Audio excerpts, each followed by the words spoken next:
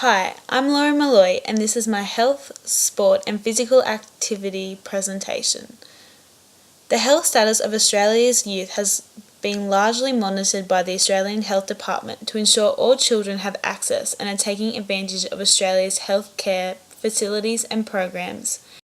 My job as a teacher is to present to you today an insight on some of the specific health concerns of Australia's youth, as well as present the benefit of encouraging your children to participate in physical activity and sport. At the end of this presentation, I will evaluate the role of school contributions in supporting all students in achieving and maintaining healthy lifestyles. Today I will discuss in depth 3 major health concerns and issues that impact the health of Australian youth. These include asthma, anxiety and obesity. All 3 conditions are either preventable or easily maintained with the support from family and friends, the community, and equity and access to healthcare resources and facilities.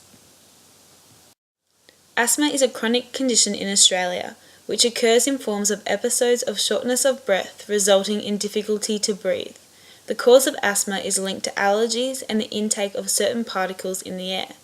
Asthma is a condition that is hard to statistically examine as the prevalence of asthma has inaccuracies. This is due from symptoms being linked to other diseases or diagnosis from the doctor based on individuals' self-reporting of wheezing and shortness of breath. 41% of children from birth to 14 years suffer from asthma as a respiratory condition in Australia, from which $655 million annually is spent directly on asthma, for action plans, medical needs and educational purposes. While everyone who has asthma should have an asthma action plan, a lot of people still do not, and this needs to be fixed to help prevent serious long-term health issues or death. This is as easy as making an appointment with your GP. The current trend of people with asthma increases with the decreasing socio-economic status. This is also evident with Aboriginal and Torres Strait Islanders having a higher rate of asthma in comparison to non-Indigenous Australians. Asthma is commonly connected to many other chronic diseases as well, including respiratory disease as well as mental and behavioural disorders, as it has been reported that people who suffer from asthma are more likely to dislike themselves and compare themselves with others around them who do not suffer from this respiratory condition. Mental health is a growing issue in Australia, and as teachers we know many children suffer from anxiety, which can be normal for their development, but there is an estimate of 8 to 22% of children that experience anxiety levels at a serious state. This is when we need to help and support children so that they do not become a victim of missing out on important childhood experiences. Anxiety disorder is a mental feeling of tension, stress, and/or nervousness.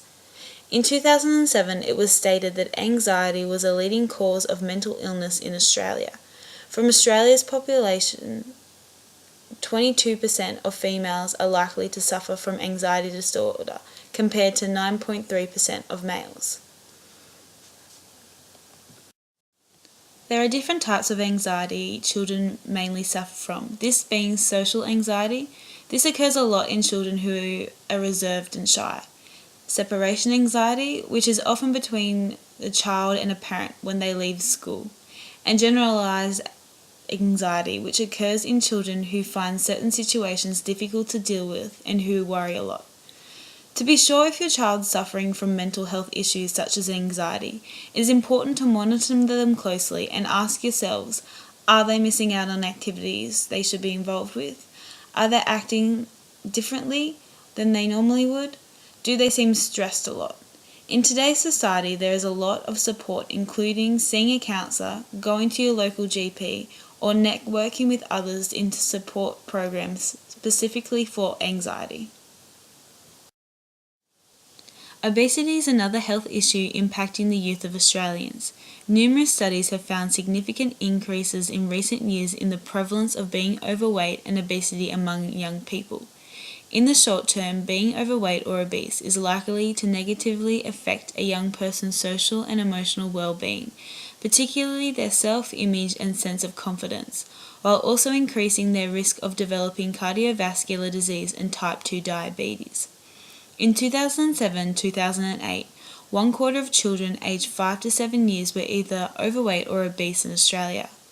Obesity in young Australians is increasing dramatically as a result of less regulated junk food environment in which marketing is less regulated and social determinants have not been effectively addressed. Obesity is largely affected due to the certain determinants such as education, location, and socio-economic status.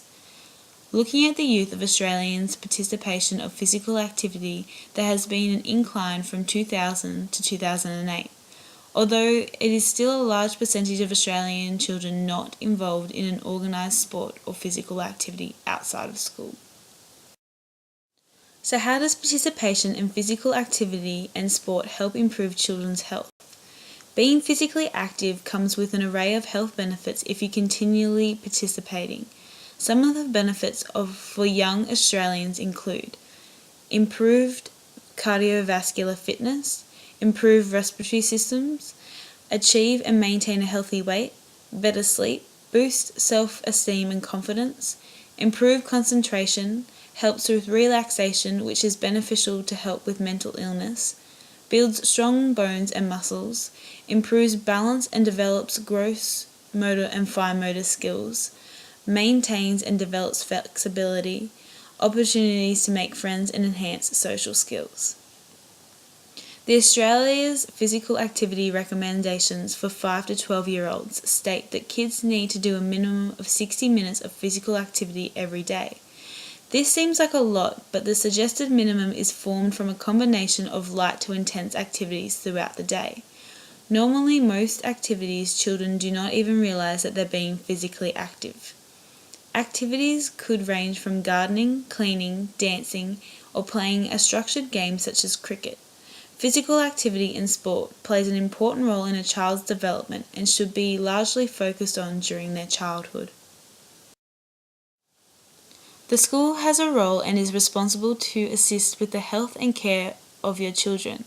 The children's teachers should know each of their students individually to monitor dramatical changes in their behaviour. The school's role is to provide all their students with equity in receiving school's health services, sustainability in PDHPE's school curriculum, empowerment and participation with links to the community and collaboration and partnership, and ensuring the school promotes a healthy environment, being physically and emotionally supportive for their students. School strategies to support health and well-being include encouraging healthy eating with fruit baked during the class and healthy options at the canteen, discouraging bullying by enforcing disciplinary actions, providing students with access to a school counsellor, and supporting government-funded immunisations. The school's main role in educating all students in health and well-being by providing children with knowledge, understanding, and skills in strengthening their own sense of self. The school encourages physical activity and sports for all children, as the teachers should take in personal, social, cultural, and environmental factors when planning PDHPE lessons. All schools should take on the strategy of the Ottawa Charter as an effective health promotion framework. This framework outlines 5 action areas. Each area works at making health equitable for all Australians, taking into account diversity, access, and promoting supportive environments to achieve better health. These action areas are developing personal skills, creating supportive environments, strengthening community action, reorientating health services, and building a healthy public policy. All of your children should feel safe, healthy, supported, and equal and a part of a community when attending school, and it is our jobs as teachers to make sure this happens, to allow students to reach their full potential. Thank you for listening to my presentation.